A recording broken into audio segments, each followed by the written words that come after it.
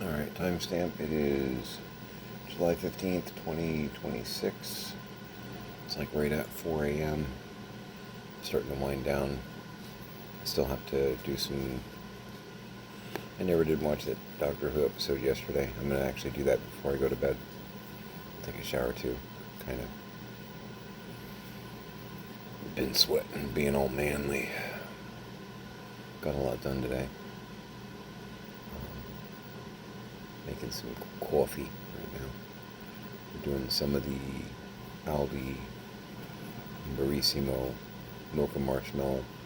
I did 3 scoops of the Mocha Marshmallow and 1 scoop of the toasted graham cracker to kind of give it that almost s'more. I really like the Mocha Marshmallow. The s'more mix thing that they recommend, that's pretty good. So this should be just a little bit of that. And between you and me, it'll help use up the toasted graham cracker coffee, which everybody seems kind of neutral with. You know what I mean? It's not like we're like, ooh, that's best. We love that. Get that. You know, it's kind of a, yeah, it's okay. So, is the lighting getting weird, or am I stroking out? Oh, thanks. That's helpful. Health check. I feel pretty good, actually. Throat is starting to feel a little better here and there.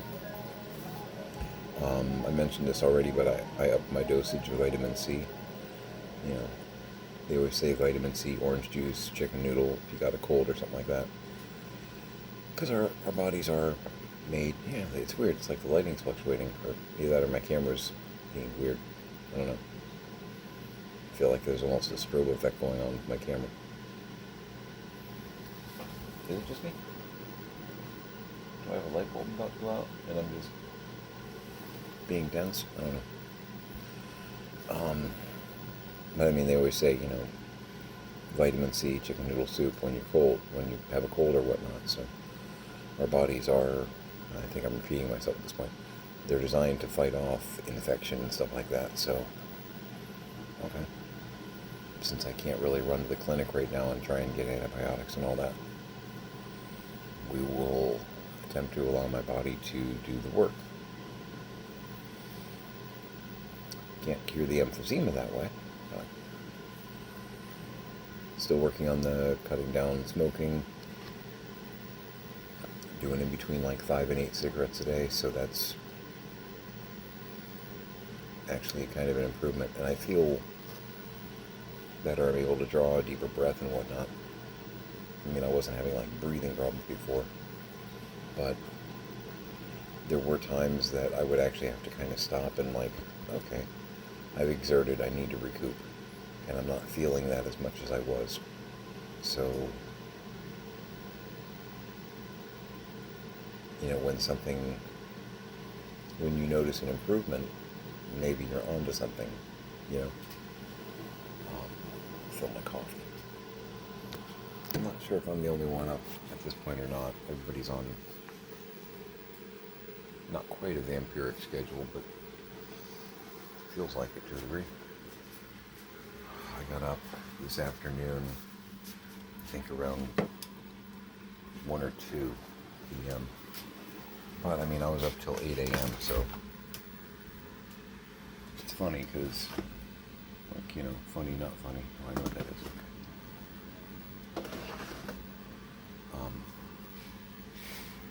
There were times, and this was always very strange to me, you know, back in the day that I would tell my dad, you know, I got up at noon and talking to a man that's worked second shift and things like that before, and he would get very judgy, like, sleeping until noon. It's like, yeah, I got off work at 6 a.m. You know, it's like, I got 5 hours sleep waking up at noon because I went to bed at 7 a.m. because I worked from, you know, 9 p.m. till 6 a.m. I don't know that calling me a lazy slacker is really context here, pal, you know.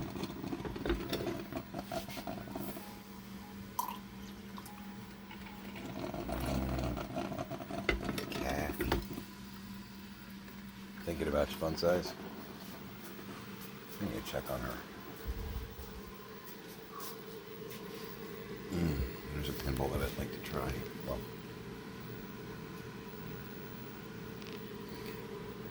not really try exactly, but play again. Now that I have a little better idea what I'm doing. Twilight Zone Pinball. For the non-pinball enthusiast out there, it's usually on people's like short list of one of the best pinballs ever made. It'll be on people's like top 3, top 5, top 10 lists. Look it up online. Twilight Zone almost always gets like very high honors. And I know I played 2 games of it at Disney World, and I still, for the life of me, can't remember where it was. Because they used to have an arcade in Tomorrowland, like near Space Mountain. And I want to say they had like a mini arcade, like in the gift shop of Tower of Terror. And they had it there. But I can't remember if that's accurate or if it's just my brain saying, hey, it would make sense if they did this, and they actually never did. I don't remember. But I know, and I want to say it was a fairly new pinball at the time. And the reason I say that is I know the person that I was with, and it wasn't Pix. And that tells me it was like early to mid 90s, which is when I think the pinball came out in like 93. So I know who I was with when I played it, but I didn't know what the hell I was doing. 'Cause with pinballs, just like video games, you know, some games are pretty obvious what you do. Space Invaders. Aim your pew-pew at them, don't get hit with their pew-pews. You know, you can watch the demo and pretty much get the gist of, okay, I think I know what I'm supposed to do. With pinballs, there's typically, you know, 20 different methods of scoring, 2 or 3 different ways to get a multi-ball. There might be, you know, different types of multi-ball, like a 2-ball or even a 5-ball, something like that. You know, and there's different modes that you can put the game into, different like quests and side quests that you can trigger to go for. So there's a complexity to it, and each pinball has its own mysteries and thematics and whatnot. So I hadn't seen the game played at all, and I remember playing once, and I clearly knew that I didn't do well because I don't remember how much it was, but we'll say it was $1, because some pinballs can be like $1 to play. You know, that dollar went away, you know, fairly rapidly. And I want to say that I played a second game, and I was there for 3 hours playing that one game. No, it also did not necessarily last all that long. And I know that may seem silly, you know, the idea of just don't let the ball go down the middle and you're okay. But there's other ways you can lose a ball in pinball too. But yeah, I remember not being satisfied with the game because I didn't know what the hell I was doing. Because again, 2 quick games, and it was kind of okay, you know, I know I started this mode. You know, I started to serve mankind. I started that mode where I was doing that storyline on the pinball. But I didn't know how to actually complete the mode to, you know, like solve the episode or what have you. It's hard to explain if you're not a pinball person. And I am a pinball person, but it's still hard to explain. Because I'm not like, you know, a tournament pinball player. I'm just a rabid enthusiast, I guess. But yeah, that's on my short list of ones to actually get so that I can get to know it better. I don't know. I mean, there are some pinballs that people master, you know, but that's when a pinball is on, like, the top 3, top 5 lists, and it frequently winds up as, like, number 1 on a lot of people's lists, it's the kind of pinball that most players don't necessarily get bored with. You know what I mean? But I will have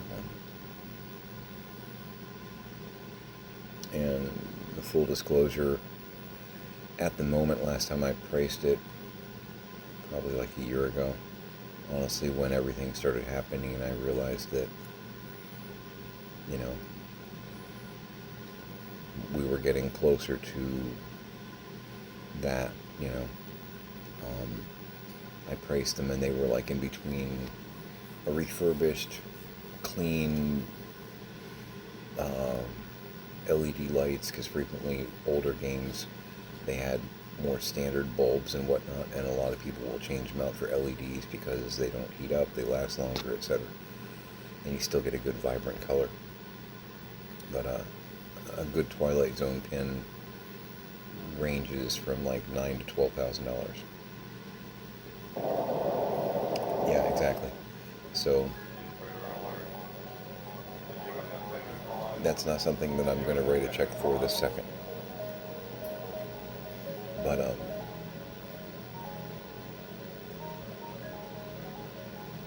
I do plan on acquiring one.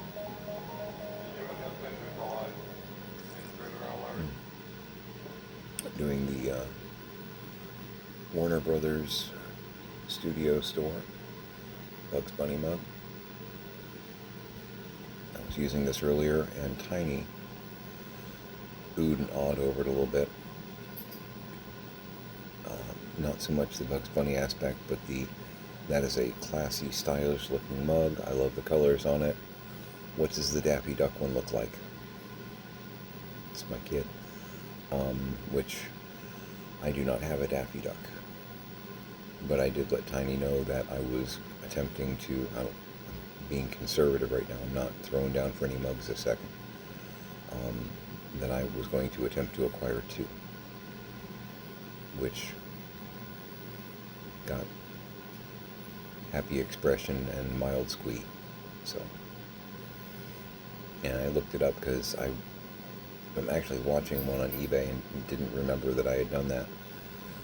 Because I was like, I don't know what color the Daffy is, but I'm sure, and I think I have the Tasmanian Devil. I have another one from this series. It has the same, like, slightly tapered effect up top, and the, like, 3-tone, because, like, you can see the lip area is like a lighter blue, and then the interior is like a more medium blue. They seem to have done a lot of the different characters, but I looked it up real quick on eBay because I'm like, I don't know, let's explore this together. And the Daffy is kind of a green, and then the lip area is red and the interior is orange. And the color palette was met with approval. Is it green or blue? One of them. But I'm watching, somebody actually has that with a Sylvester one, I believe. Which I forget the color on that one too, but... And there's a solo one that I'm watching too. So if I were to get, you know, a bucket of cash this second, I would be able to actually get 2 of them. But yeah, the one that I did find, they had it listed for, this was the first one that popped up on the screen so that, you know, Tiny could see the colors. They had it listed for like $24, and then it was like 15 or 16 shipping.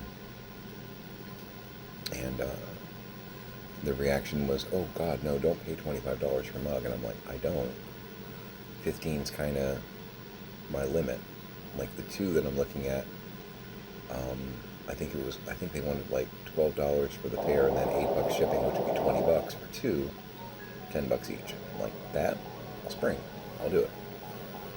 But, you know, I was explaining, I'm like, realistically, when you add the shipping, that's actually a $40 mug. tiny about turned pale. It's just like, oh God, Dad, don't do that. I'm like, I'm not. But that's why I'm always like, be careful with the mugs that I get you, because I do grab some really good bargains. And the alternative, if you were to just like buy the first one you see, then it does become a $30, $40 mug, and I won't do it. I'll wait.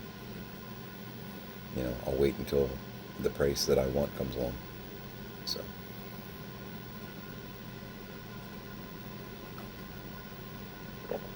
Oh. Oh yeah. Yeah. Hmm. So, did a bunch out in the garage. Come and see. So, one of the things that I'm going to be doing, I almost dropped my phone. So, over here, I've got my library and my lounge that I'm going to be getting back to working on that, because I need the artistic outlet so that I don't go completely mad. But this right now is just kind of a hodgepodge. I got some of my Among Us up here, and I got some Star Trek and other odds and ends. But I'm about to start being able to put them away, like sorting, put them away. I'll show you in a sec. And this over here has also become kind of a dumping ground, which I don't like. I do have Doctor Who and Star Wars, but I'm going to make it a little bit more streamlined, and at the same time, because we are, God willing, in our last year of doing this, because we're pushing. Is that thunder? Or is that an engine? It was supposed to rain really hard. That is an engine. Okay.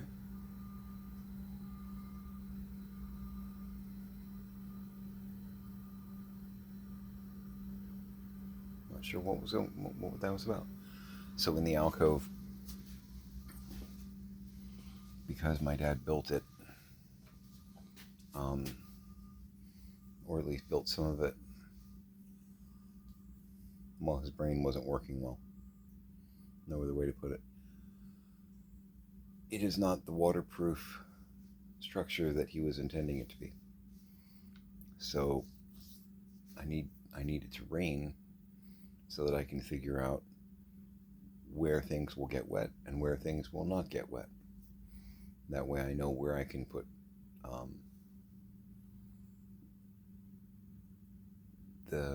here's a good example. This thing, one of these guys, they kind of fold together. The roof of the box kind of folds together. If water lands on the top of those, they become buckets. How do you know that? Well, let me tell you. No, it's obvious how I know that. But if there's some areas on the in the alcove that water doesn't cascade down, I can stack some of those there, and I don't have to worry about soup. But the other areas, as long as I have intact totes that don't have cracked lids, I can stack regular totes there. Because we're going to pull in the plastic shelving that Dad has out there, because the plastic shelving prevents totes from being directly on top of each other, which, yes, that makes sense. But if they can stack, you don't need them, and the shelves themselves actually limit how the space functions out there. So if I pull that, then suddenly I have a lot more flexibility with where I can stack things. And I can use the plastic shelving. It needs to be scrubbed up bad. Good night, bud. I guess my cat's in his cave. Yeah. Don't worry, I'm not going to put a box there. You like that cave. Yep. That one little shelf there in the corner. Hex loves the hell out of that. I know it's dusty out here, pal. That does nothing for your sinuses either. I guess it's appropriate that I have the sinus cat.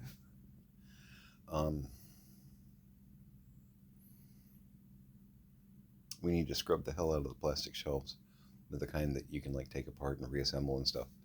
But I'm going to use them for my pantry shelving, which is going to actually go on here, which this right now is actually all of my,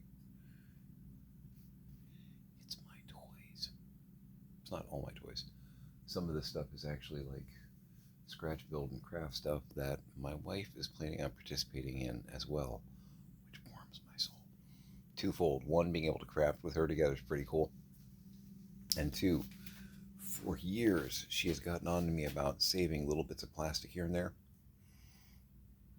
You know, oh, it's junk, just get rid of it. And it's like, no. When I'm actually able to like retire, this is going to be cool because I have a lot of components that I can work with. And stuff like this. Okay. That was a cheap poster frame. The glass from, it's not glass, it's plastic. But that was the glass for the poster frame. You have to be careful because this stuff will splinter and crack. But boys and girls, that's some great window material. That's some great window material. You can also use like lids from, if they're smaller, like a butter container or something like that.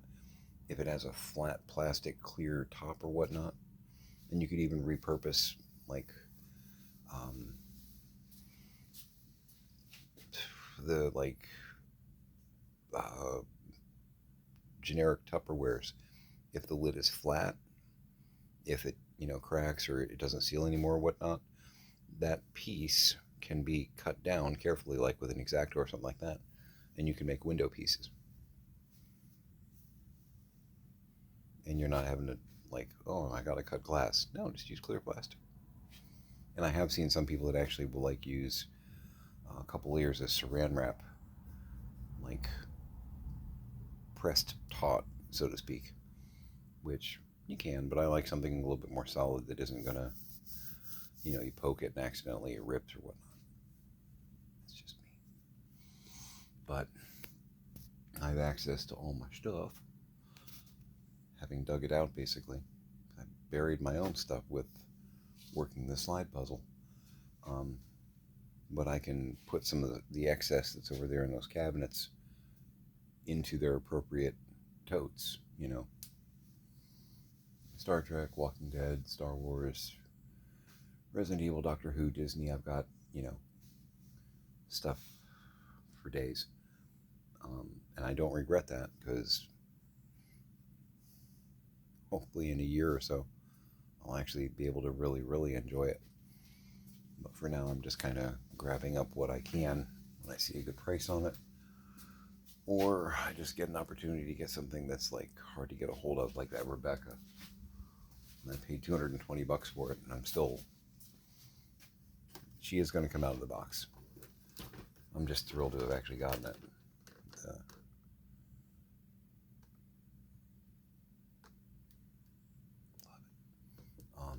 Yeah, the Build-A-Figure piece was missing. And he explained that in the listing. What is it? It's a Nemesis piece. I don't care. I don't care. I wasn't planning on trying to build the Nemesis. I'd have to get the Build-A-Figure piece. And I don't even know how many there are. I'm going to guess many.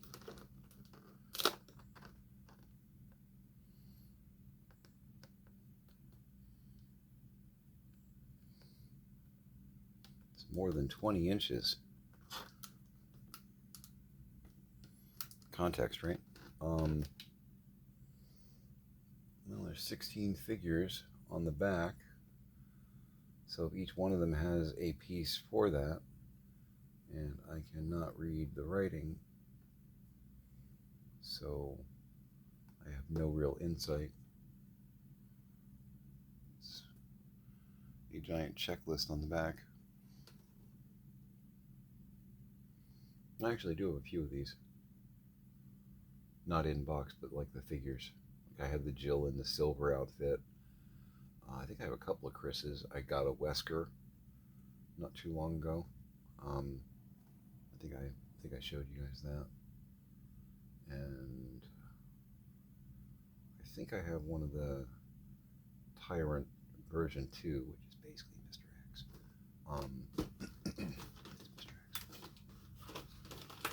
But yeah, getting a Rebecca for $220. I looked again the other day, just curious, and I think the cheapest one that I found was like right at $600, and it was the figure only. I think she had her sidearm and her beret, but none of the other gear, not in box, loose. $600. So, you know, I don't want to try and do that now because we are in a crunch, but that's the kind of thing that if the opportunity arises, I mean, I'm not going to go out of my way to get another Rebecca, but that kind of situation where, you know, if you wait, it's going to cost you $200, and this guy only wants 30 for it. You know what I mean? Those moments. So, did a lot of stuff on the lanai. Tiny did chop down that one table. We've got it out. The bottom part is now a rolling platform right by the door on the lanai, so we can stack some boxes, even banker boxes, because it'll be off the ground in case it floods. We brought in those metal cabinets that I was talking about, which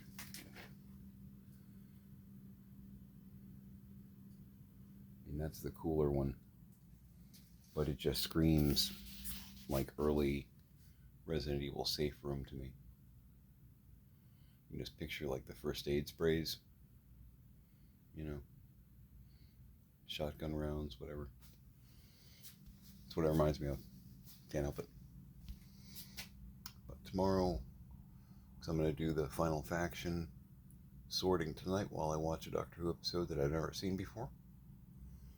Sounds pretty cool. Because there are actually two. It's season 2 of Sylvester McCoy, and Roku didn't play necessarily a lot of McCoy, but they did play some. I don't have access to the Roku now. I probably could look at some of this on the Classic Doctor Who channel on YouTube, but I'm not sure. I haven't looked. Sylvester McCoy, that was like late 80s, and in my area, mid 80s, late 80s. Yeah, that was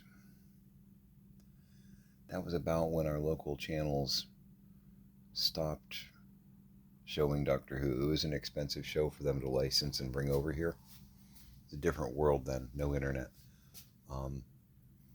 So I had seen pictures of McCoy and Ace.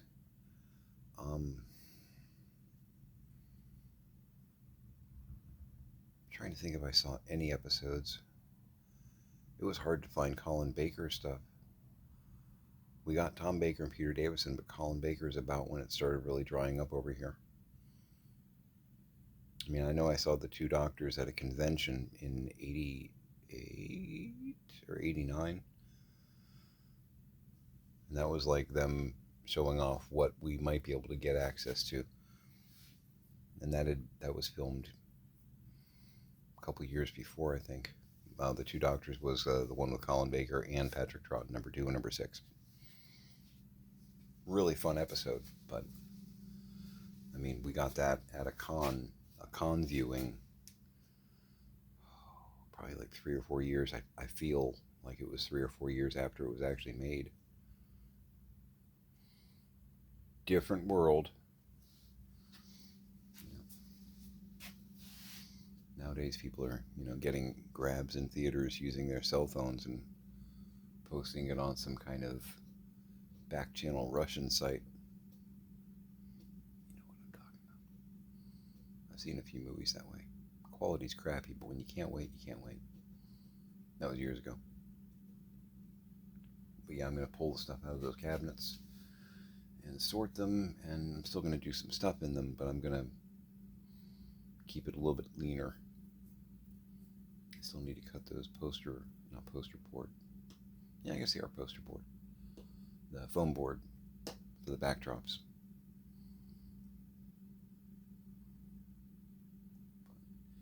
empty that, do my sorting. I got the pink boxes that are on that shelf there right behind the washer. I need to pull those because we're about to be able to go into like hardcore storage mode.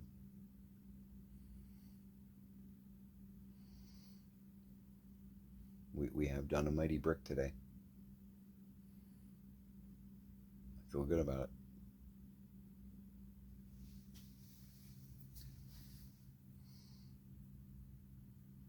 Yeah, good progress.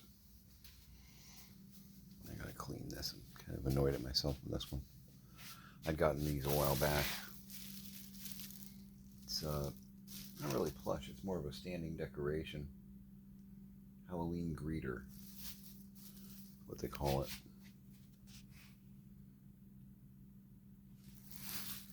And I had it on a stack over here, and apparently it got knocked onto the floor, and Ezra got a little dirty because this garage is I've been sweeping all day, getting up excess dust and debris and whatnot. It's actually,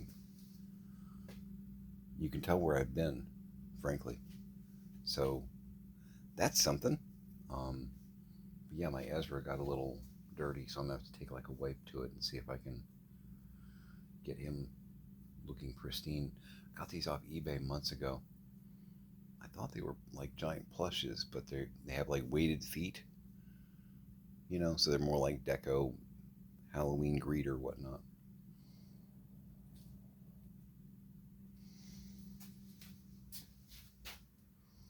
Yeah, I don't think I have Gus. I think it was just Phineas and Ezra.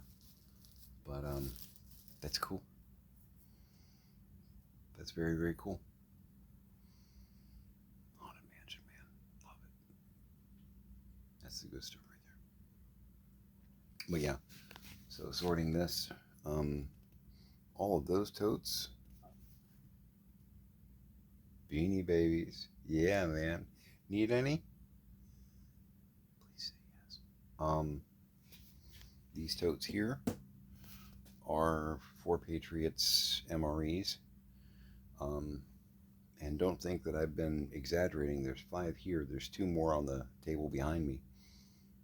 And we've already stripped out the others. That's why those are Beanie Babies. Those didn't start their life as Beanie Babies.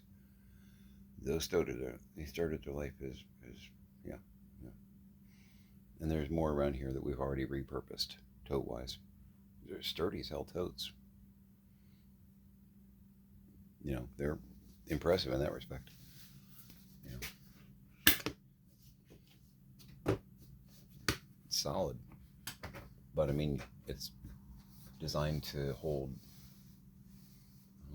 I think they're like almost 40, 50 pounds of food. So if they're not of good construction,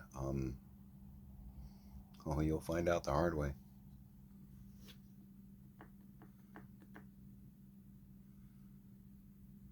My parents went a little nuts on that. I apologize for that. But yeah, the slide puzzle still sucks. Still sucks. But we're starting to get it to the place, or a place, where we can actually make sense of it. We're controlling the situation isn't controlling us, if that makes any sense. Because for a while we were kind of victim of the circumstances, so to speak, and now we're actually starting to get a little bit more control. I don't want to say mastery, because that's pushing it, but we're still making some good progress, which is a nice feeling. And it's progress that we can see, you know. I mean, you take a step back and look. That's actually a fair amount of square footage that, yeah. So I can start getting my baby over here. We just gotta figure out the car situation, right? This is a very challenging resource game. Stardew Valley, eat your heart out.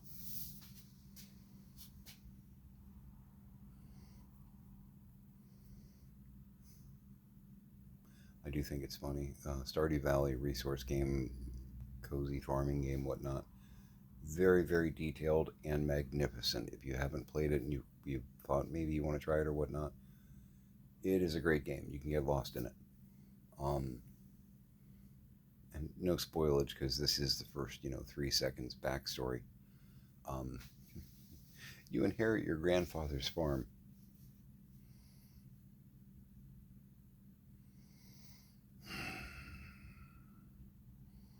The similarity is uncanny.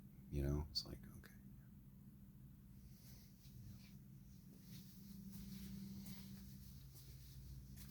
okay.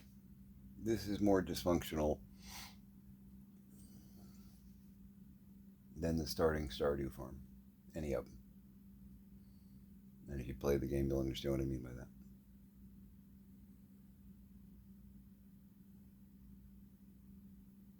But there comes a point in a lot of those kind of resource and farming games where you start controlling your side of the game instead of being controlled by the weather patterns or things of that nature. You actually start to kind of take control to a degree. And that's about where we are here, which it's encouraging and it's pretty damn cool. Because this is all like glassware and stuff that I need to go through and repack, and big pockets of real estate here that there's nothing there. That's all storage area. You know what I mean? That's me getting George Station scuttled.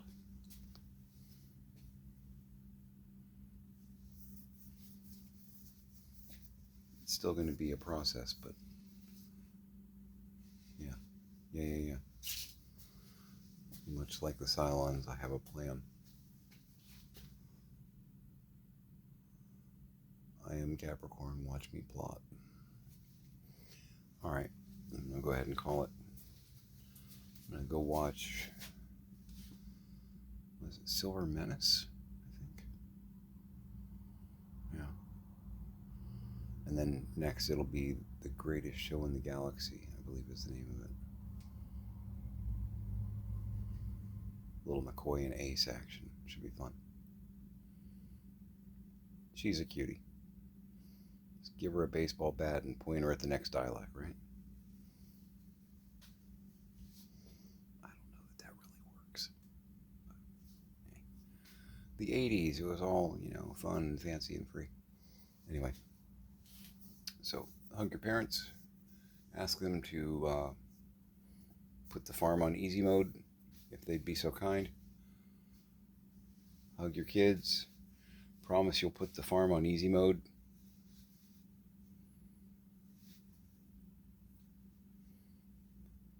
Make it a great day.